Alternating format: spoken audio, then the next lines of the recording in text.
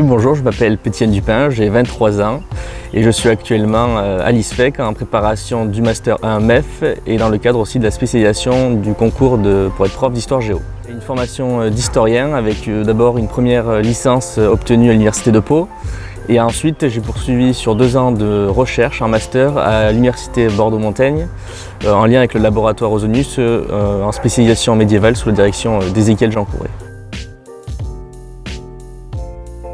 Alors l'ISFEC, c'est plusieurs raisons aussi, c'est-à-dire que d'abord moi j'ai fait, faut le savoir, ma scolarité du CP jusqu'à la terminale dans les enseignements catholiques, donc forcément, et puis j'ai aussi de la famille qui est soit chef d'établissement ou enseignant dans l'enseignement catholique, du coup c'est un milieu que je connais, et du coup on m'avait renvoyé vers l'ISFEC en discutant un peu, et c'est également lorsque j'ai pris contact à la fin de mon master déjà, avec Monsieur Pommiès, et du coup j'ai reçu un très bon accueil ici lors de cette visite, et également quand je m'étais renseigné un peu, j'avais vu aussi que les résultats d'admission et tout ça étaient très bons par rapport à d'autres formations, du coup c'était un point positif aussi dans l'objectif d'avoir le concours.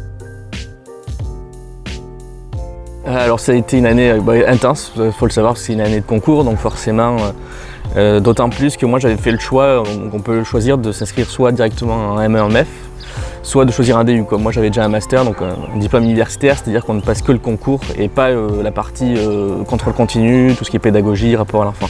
Et moi comme je venais de recherche, je m'étais dit que même si ça me prenait un peu plus de temps, c'était bien de revenir sur des bases aussi en pédagogie, rapport à l'enfant que je n'avais pas vu. Et j'ai appris un certain nombre de choses. C'est toujours mieux quand on est en petit groupe pour moi que si on a des grosses classes. Puisque comme ça déjà on se connaît mieux, on a un rapport différent avec les enseignants qui viennent. C'est plus facile aussi pour se répartir le travail et travailler en groupe, c'est plus facile de s'organiser aussi. Et puis ici on a toujours de la place, on a toujours les locaux qui sont ouverts si on veut travailler, donc c'est un point positif. Alors là sur la partie juste préparation concours, donc histoire géo, on a eu des pointures, faut le dire, sur les intervenants qui sont venus. Notamment, je pense par exemple en histoire moderne, on a M. Figeac qui est professeur à l'Université Montaigne, qui est directeur de la question et qui a été directeur d'un des manuels de la question. Donc forcément, ça vous donne les clés en main pour réussir et pour à la fois le concours et pour votre culture personnelle, c'est quand même très valorisant.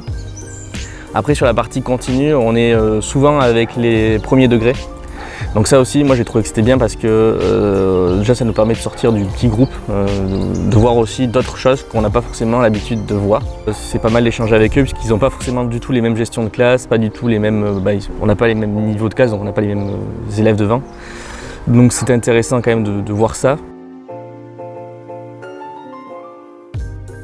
C'est qu'ils ont essayé, entre les formateurs, ont essayé d'être soit plutôt sous la forme d'ateliers ou quelque chose de plus dynamique où on entre en jeu plutôt que des cours magistraux. Moi qui viens d'une formation purement universitaire et purement histoire, tout ce qui était sciences de l'éducation, tout ça, c'était des concepts qu'il faut quand même un peu avoir ou connaître dans les termes de pédagogie et du métier d'enseignant que moi je n'avais pas, que je ne connaissais pas du tout.